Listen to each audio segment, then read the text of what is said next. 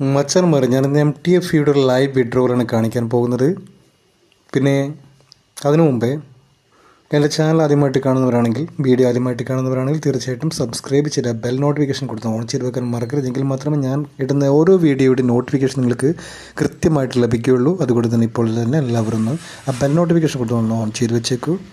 Okay, നമുക്ക് വീഡിയോയിലോട്ട് പോകാം. നമ്മൾ ആദ്യം MTFയിലോട്ട് പോകുന്നു.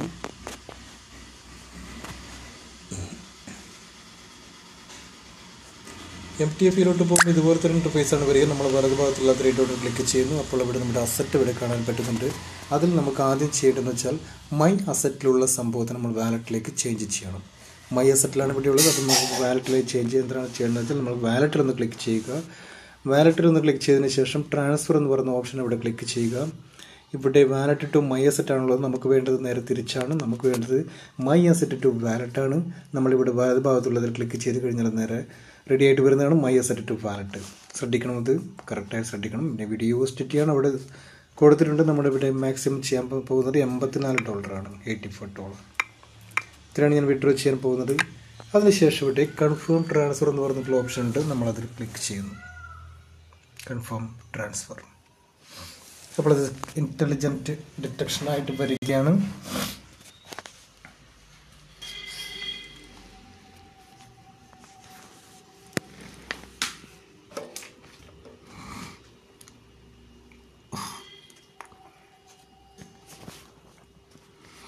അതിനുശേഷം പ്ലീസ് കംപ്ലീറ്റ് വെരിഫിക്കേഷൻ എന്ന് പറഞ്ഞിട്ട് നമ്മളിവിടെ ഒന്ന് ഒരു പിക്ചർ ഒന്ന് കറക്റ്റായി കൊടുക്കാനുണ്ട്. നമ്മളതിലേക്ക് കറക്റ്റാക്കി കൊടുക്കുക. ഓക്കെ, അത് 24 മണിക്കൂർ വേണം നമുക്ക് ഇതിലേക്ക് പോകാൻ വേണ്ടിയിട്ട്, അസറ്റിൽ നിന്ന് വാലറ്റിലേക്ക് പോകാൻ വേണ്ടിയിട്ട്. അതിനുശേഷം നമുക്ക് നേരെ ബിനാൻസിൽ പോകാം. ബിനാൻസിൽ പോയിട്ട് നമുക്ക് TRC20 അഡ്രസ്സ് കോപ്പി ചെയ്തെടുക്കേണ്ടതുണ്ട്. ഈ TRC20 അഡ്രസ്സ് നമ്മളിവിടെ കോപ്പി ചെയ്തെടുക്കുകയാണ്.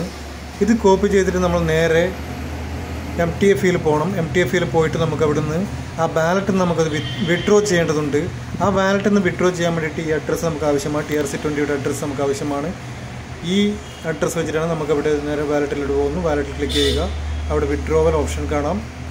അവിടെ വിഡ്രോവൽ ഓപ്ഷനിൽ നമ്മൾ ഈ TRC20 അഡ്രസ്സ് അവിടെ എൻ്റർ ചെയ്യണം. അതുപോലെ തന്നെ അടുത്ത സ്റ്റെപ്പ് നമ്മൾ നേരെ ബിനാൻസിലോട്ട് പോകുന്നു. ബിനാൻസിൽ നമുക്ക് ഡെപ്പോസിറ്റ് ഓപ്ഷൻ എടുക്കേണ്ടതുണ്ട്. ഡെപ്പോസിറ്റ് ഓപ്ഷൻ ഇവിടെ കോപ്പി ചെയ്തിട്ട് പോകണം. നമുക്ക് അവിടെയുള്ള വാലറ്റിലുള്ള പൈസ നമുക്ക് ഇവിടത്തേക്ക് ബിനാൻസിലേക്ക് എത്തിക്കാൻ വേണ്ടിയിട്ട്. അപ്പോൾ നമ്മൾ ഡിപ്പോസിറ്റ് ക്ലിക്ക് ചെയ്യുന്നു. ഡിപ്പോസിറ്റ് ക്ലിക്ക് ചെയ്യുമ്പോൾ അവിടെ നമുക്ക് USDT സെലക്ട് ചെയ്യാം. USDT നമ്മൾ സെലക്ട് ചെയ്തു. അപ്പോൾ അവിടെ നമ്മുടെ ചൂസ് നെറ്റ്വർക്ക് എന്ന് പറഞ്ഞ ഓപ്ഷൻ വരും. അതിൽ നമുക്ക് ഏറ്റവും താഴത്തായിട്ട് ട്രോൺ നെറ്റ്വർക്കാണ് വേണ്ടത്. അത് കോപ്പി ചെയ്തെടുക്കുക. ആ ട്രോൺ നെറ്റ്വർക്ക് നമ്മൾ MTFയിൽ പോവുക. നേരെ അവിടെ നമ്മൾ വാലറ്റിലോട്ട് പോകുന്നു. വാലറ്റിൽ നമ്മൾ വിഡ്രോ ഓപ്ഷൻ എടുക്കുന്നു. ഇത് നമുക്ക് വിഡ്രോവൽ അവിടെ എമൗണ്ട് നമ്മൾക്ക് എൻ്റർ ചെയ്ത് കൊടുക്കേണ്ടതുണ്ട്.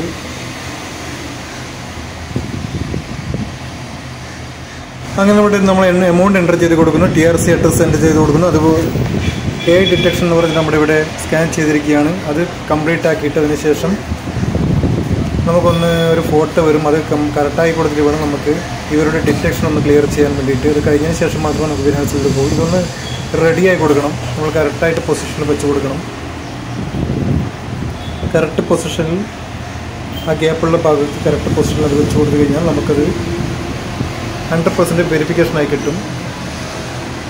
ഇത് കറക്റ്റായിട്ട് ശ്രദ്ധിക്കേണ്ടതാണ്. കറക്റ്റ് ശ്രദ്ധിച്ച് വെച്ച് കൊടുക്കുക. ഓക്കെ, എൻ്റെ ആദ്യത്തെ അറ്റംപ്റ്റ് അവിടെ ഫെയിലായെന്ന് തോന്നുന്നു. ഞാനത് 100% കറക്റ്റായിട്ട് വെച്ച് കൊടുത്തിട്ടില്ല. നിങ്ങൾ ശ്രദ്ധിക്കുക, നിങ്ങൾ ഇതുപോലെ ഫെയിൽ ആവരുത്. അത് ഫെയിൽഡാണ്. നമുക്കൊന്നുകൂടെ നോക്കാം, ഒന്നുകൂടെ ട്രൈ ചെയ്ത് നോക്കാം. ഇത് കറക്റ്റായാൽ മാത്രമേ നമുക്ക് അടുത്ത സ്റ്റെപ്പിലോട്ട് പോകാൻ പറ്റൂ. അത് കൺഫേം ആയിട്ട് വരികയുള്ളൂ. വെരിഫിക്കേഷൻ പ്രോസസ്സ് കംപ്ലീറ്റ് ആയാൽ മാത്രമേ നമുക്ക് ഈ എമൗണ്ട് നമ്മുടെ ബിനാൻസിൻ്റെ വാലറ്റിലേക്ക് വരികയുള്ളൂ.